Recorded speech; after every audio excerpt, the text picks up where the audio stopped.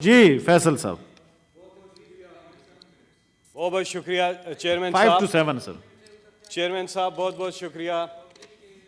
सबसे पहले तो मैं ये कहूँगा, यहाँ जो ख़ास तौर पे पीपल्स पार्टी ने तकारीर की और वज़ीर आज़म इमरान ख़ान साहब को तनकीद का निशाना बनाया, जो कि ये बनाएंगे क्योंकि वो इनके लिए सबसे ज़्यादा ख़तरनाक है, और सारा वक्त ये इमरान ख़ान साहब ही को तनकीद का निशाना बनाते हैं, क्योंकि इनकी पूरी कोशिश है कि वो डॉक्यूमेंट पे इमरान ख़ान साहब साइन कर लें जो कौमी मुफाहमती ऑर्डिनेंस इन्होंने ही तरतीब दिया है, नून लीग और पीपल्स पार्टी ने मिल के उसको तरतीब दिया है। और आजकल जो लाहौर में ये इकट्ठे हो रहे हैं, एक बार फिर उस पर बात हो रही है।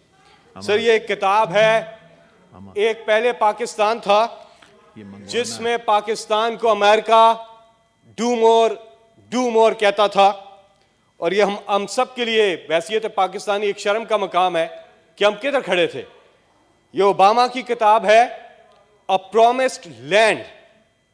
उसमें ओबामा लिखता है कि मैं एबटाबाद ऑपरेशन के बाद पाकिस्तान के प्रेसिडेंट आसिफ जरदारी को कॉल करता हूं, और मैं समझ रहा था कि मेरी जिंदगी की यह सबसे मुश्किल तरीन कॉल होगी, क्योंकि हमने एबटाबाद में जो कार्रवाई की। लेकिन सरप्राइजिंगली जब मेरी बात होती है आसिफ जरदारी से, तो वह आगे से मुझे मुबारकी दे देते हैं कि मुबारक हो और हम आपको मजीद सपोर्ट करने को भी तैयार हैं।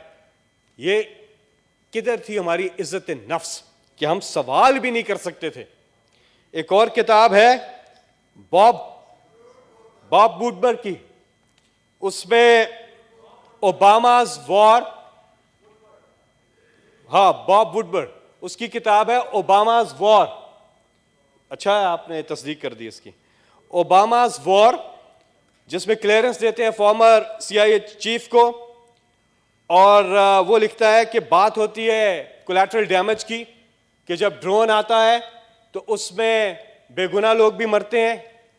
टेररिस्ट पे जब ड्रोन हमले हो रहे थे उसमें बेगुनाह लोग मर रहे थे, तो हमने आसिफ जरदारी जो सदर हैं उनसे बात की कि जो कोलैटरल डैमेज है, तो आसिफ जरदारी ने आगे से कहा कि आपको फिक्र होगी कोलैटरल डैमेज की, हमें फिक्र नहीं है।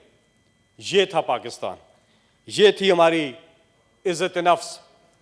और वो डू मोर से एब्सोल्युटली नॉट का सफर सबके सामने है कि वो पाकिस्तान जिसमें आज जिस पाकिस्तान की दुनिया में इज्जत है, मैं जब जब उठता हूं ये बीच में बोलते हैं, मैं जब जब उठता हूं बीच में बोलते हैं। सर आप बोलें प्लीज, वो पाकिस्तान, माइक आपके पास है। जी माइक मेरे पास है, लेकिन पीछे से वो बोलते ही रहेंगे, खैर बोलते रहें। वो पाकिस्तान जिसकी दुनिया में इज्जत है, हर मुल्क हमें इज्जत की निगाह से देख रहा है। क्यों? क्योंकि इमरान खान की क़यादत में पाकिस्तान ने एक कलीदी किरदार अदा किया है। हमारी अफवाज ने, हमारी सिविलियन हुकूमत ने, हमारी खारजा पॉलिसी ने बेहतरीन किरदार अदा किया है। आज का पाकिस्तान जो दोहा डायलॉग के अंदर फैसिलिटेट किया उस प्रोसेस को, आज दुनिया हमें इज्जत की निगाह से देख रही है। कश्मीर कॉज के ऊपर अगर आप उठा के देखें, 70 साल में इस तरह से आवाजें नहीं उठी जो आज उठ रही हैं कि मोदी का असल चेहरा बेनकाब किया, हकीकी सफीर इमरान खान ने बन के दिखाया कश्मीर का। कि आज international press, Washington post, New York times, आप उठा के देखें वो क्या लिख रहे हैं हिंदुस्तान के बारे में, कश्मीर के बारे में। आज तक ऐसे पहले नहीं हुआ। आलमी तमाम फोरम्स आप उठा के देखें तो वहां पे पाकिस्तान की पज़िराई हो रही है।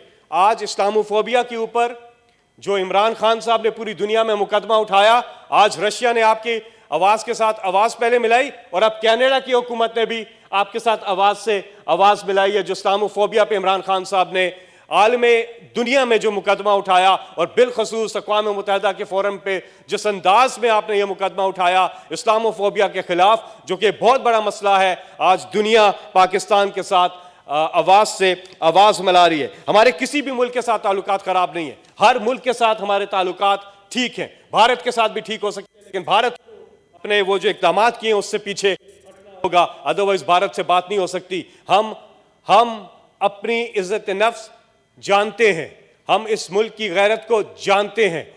आज अमेरिका के साथ, आज चाइना के साथ, आज हमारे रशिया के साथ, अरब के साथ, दुनिया के हर मुल्क के साथ ताल्लुकात है, वो सबके सामने है। रीजनल कनेक्टिविटी, जियो इकोनॉमिक्स, आज दुनिया के, अभी इन्होंने इकोनॉमी की बात की बिला वजह। देखिए सर, डेटा आपके पास होना चाहिए, आप डेटा से बात करें। अगर आपके पास डेटा नहीं है तो बिला वजह यहां पे पुरानी अपनी किताबें ना खोला करें, वही पढ़ते रहते हैं जो अपने दौर की किताबें लिखी हुई थी वही पढ़ते रहते हैं। उसमें तो सिर्फ केसेस निकलेंगे आपके और कुछ नहीं निकलेगा। आज वर्ल्ड बैंक क्या कह रहा है, 5.37 पे हमारी ग्रोथ चली गई है। कोरोना के बावजूद जहां दुनिया भर में माशी तबाही आई, सर, मनफी नमाज में का गया। टाइम हो गया, सर वाइंड अप कर रहा हूं सर, थैंक यू सर। दो रिपोर्ट्स हो रहे हैं। ब्लूमबर्ग कहता है सब्सटैंशियल ग्रोथ की तरफ पाकिस्तान जा रहा है, इसीलिए तो इनको खतरा है।